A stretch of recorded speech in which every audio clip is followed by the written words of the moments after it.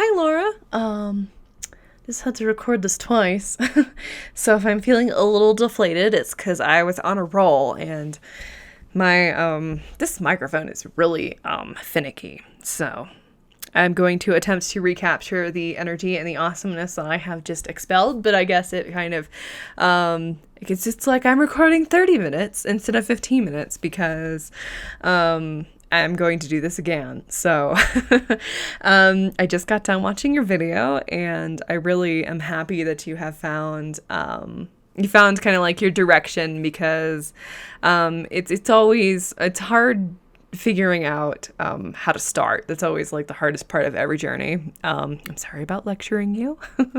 It's just who I am. I couldn't let it go, and then I feel bad because we started to have a conversation. So you had to watch my video, and then we had a conversation. So yeah, sorry about having to hear twice. So to answer your question, just how like fantasy authors do research, it's more about twisting kind of like what I learned to use in my own way. So a good example of this is I recently saw an article talking about how trees, they have like these microorganisms. I think it's actually like a fungus that lives on the roots that are then able to like detect different parts of the forest. So it's like able to detect disease and stuff and can then send out like a warning. So it's like through this fungus, the trees create like a network in the forest, and they can kind of basically are able to communicate over long distances, and this allows like some of the plants to give plants that trees that aren't getting enough light, they're able to give the nutrients like across the roots, which I thought was really cool. And that's sort of a little bit I won't say it's like an inspiration, but I took that bit of nugget of knowledge and I twisted it to kind of work with like a magic system. So I'm really excited because my world, while it is based in reality, I really like that it's getting a little bit more into like magic. I don't know if it would be considered like magic realism, because it's kind of based on real things, but then like I twist it.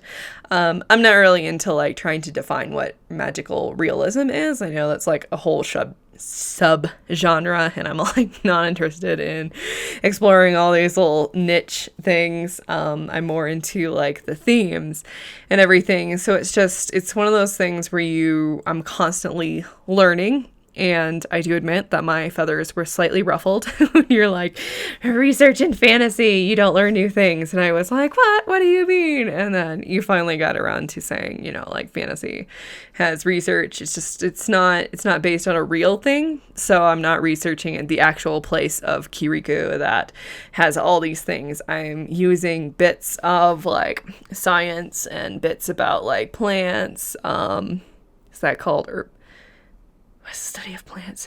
Well, it's not herbology. Oh my gosh. I would Google that if my phone was not being used as a timer. It says I have 11 minutes left.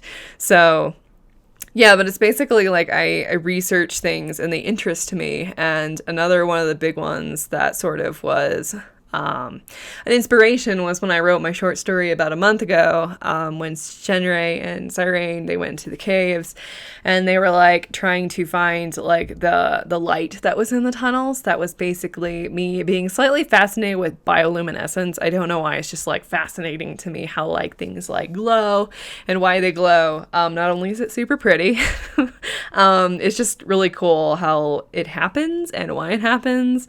And me and Jamie were supposed to go down to like there's these caves in New Zealand that have bioluminescent worms that hang down from the ceiling. So that was more or less like one of the inspirations for that scenes. And we didn't get to go because we were sick and it was really sad because I want to see the glowworms. So I kind of wrote that one out of, like I like bioluminescence. I think this would be kind of like a cool thing to share with people.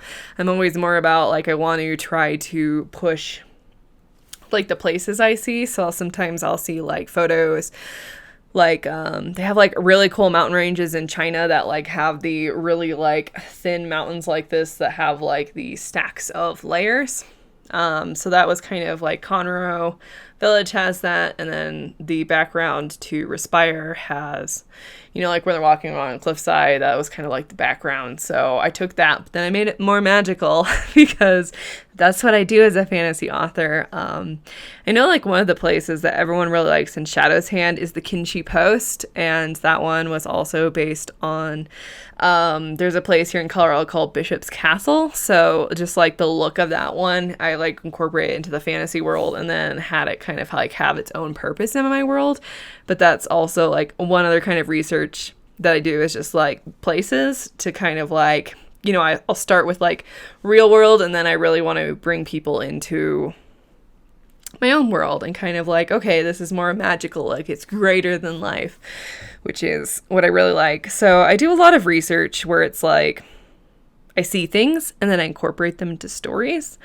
So I'm constantly learning because I also really like to learn, and I like exploring different topics. And in like one of the things eventually once I get to my tea story is I really like researching kind of like herbs and their purposes. So that will inevitably work itself into that, and that's more like hardcore research that's more like grounded in reality, as opposed to say like these plants that like talk to each other through the fungus on their roots, and then I'm going to twist it to use that as sort of a way for the magic / skills to work in my story. So yeah, that's kind of just like how I just see things. I'm constantly like inputting stuff. So then I feel like I have tools and ideas that just are like constantly like in my brain to use however I want. And it's like the same thing with we're doing some candle making after this, which poor Jamie, I locked him in his room.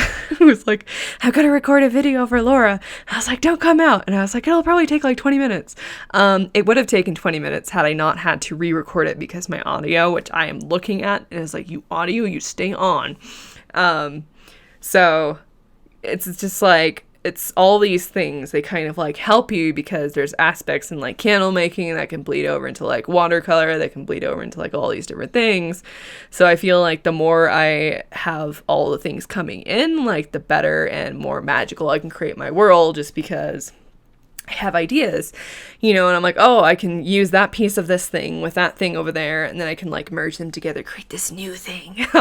So I guess I feel like a mad scientist, and in a lot of ways, I really like Hattori and Fine because they have like the same mindset.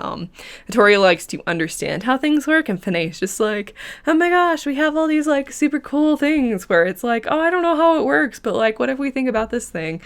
So they both have definitely different aspects of myself where I like to like learn why things work. Like I'm constantly on my phone being like, you know, why this, why that? And then I'm just constantly like Fine, where I'm like, I'm going to dream about things that are super cool, and, you know, kind of, oh man, I can't say so much stuff, but there's so much stuff. It's book 3. I'm having a lot of fun with it. I'm excited to see what people think, because I don't think anyone knows where I'm going, which in reality, I didn't know where I was going until just recently, and I'm going to run full speed toward it. I had a little hesitation because I was like, I don't know if people will want something that is originally inspired by samurai and ninja culture, which is another type of research that I did. I kind of just stole the samurai creed, and then kind of twisted it to make it my own, and then the characters just kind of like came alive in their own way.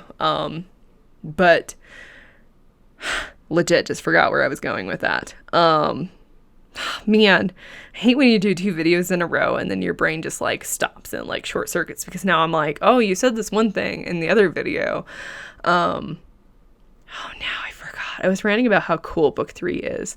I was slightly worried about if people were going to like the direction it was going, because the first book isn't like, I mean, there's magic in it, but this is definitely like, we're going deep, guys. We're going deep, deep, deep into this world. And I guess I feel like the characters will carry anything. I could literally take Hilo and drop him anywhere, and I feel like people would be pretty game to know his story. So I'm not too worried about it. It's like a little fear, because I'm like, am I not meeting reader expectation by making this like a story because, you know, I'm always like, oh, it's a story about like samurai ninja culture. And the first one I was like, okay, we have like infiltration, like information gathering, which is kind of like ninja, and then we have like the nobleness of Kilo, which is like samurai-ness. And then as the book go on, it's kind of like more fantasy, it's kind of more like adventure, it's kind of like exploring. So I don't know, I feel like the characters can carry anything. I just have to. People love Kilo. They like Shenrei. And I'm just going to hold on to that and just have fun with it because it's really what writing is about. That's what I always say. And that's what I'm most excited about the story is I don't know where it's going to go. So yeah, it's just a different kind of research that fantasy writers do. It's always kind of different though. I just like to really like make things up. I like the quote where it's like, I'm a professional liar for a living, which is book writing. It's like I tell lies for a living about these characters in these places, and that's what I do for a living. And then I spin tales and use like, you know, draw from experiences, but it's mostly about, you know, it's like my own vision about this place. Some fantasy writers are definitely more based in reality where they're like, okay, I'm going to have like Tales of the Tori, which is one of the only other samurai fantasy stories that I really like. But basically, you know, she did a lot of research on like the samurai culture. Leanne Hearn did. But it's like it's purely that culture, and then they just add like the magic element, which is really super cool. She did it in a really amazing way, but it's like, you know, it's rooted in reality as opposed to I'm going to gather it from all these different places and then stitch it together. So everyone has their own thing. I just like to always be inspired and like look at creative art stuff because it makes me happy and it refills my creative cup. So yes, I'm feeling like my rant has been over since I've had basically 30 minutes. You only get to see 15, which is a shame. I had so many more awesome things I said about my book that I guess I will save for future posts. I don't have a super big topic to leave you with.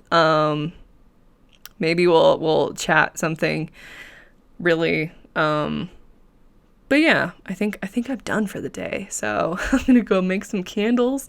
And I liked your video. I'm really happy that you have found a direction. And I'm excited to see where your sports manga is going to go and hearing all about them. And I will talk to you again in the next video. I hope you have a good day. Bye.